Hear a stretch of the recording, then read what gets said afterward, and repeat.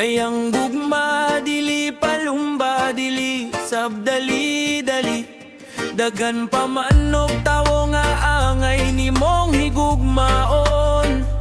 Ayaw lang gyud ang dili pa angay higugmaon.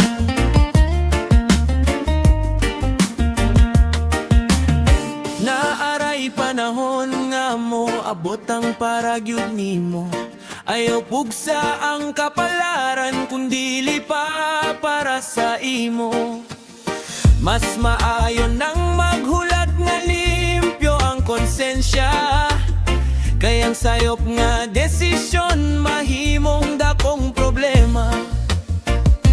Ayaw padala sa gibati nga nag-inusara ka. Kayang respeto mas bililhon kaysa dali nga kalipay. Ang tinuod nga lalaki o babaye adunay prinsipyo. Kabalo mo ingon og dili kung sayop na ang agyanan. Bisan uga na kaayo dili lang tamo patulog kidimil.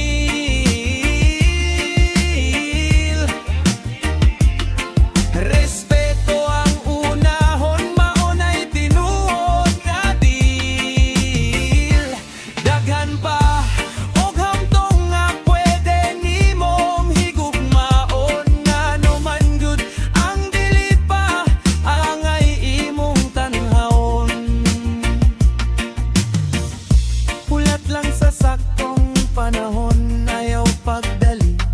Kayang gugma nga tinudaan ay dili kinahanglan og dali. Mas nindot ang relasyon nga walay kahadlok ug kasamot. Kay limpyo ang kasing-kasing malinawon ang panghunahuna. Ayaw to sa barkada nga sigig dawat og dare. Kay kung masayop ka ikaw ray mag-antos sa ulahi.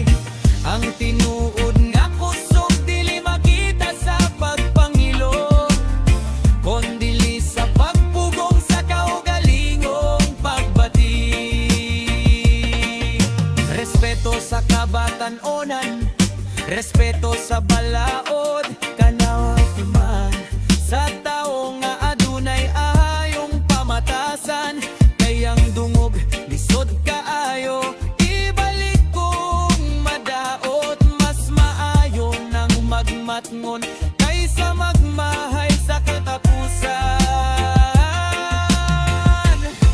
Kung single ka karon hayaw ka balaka.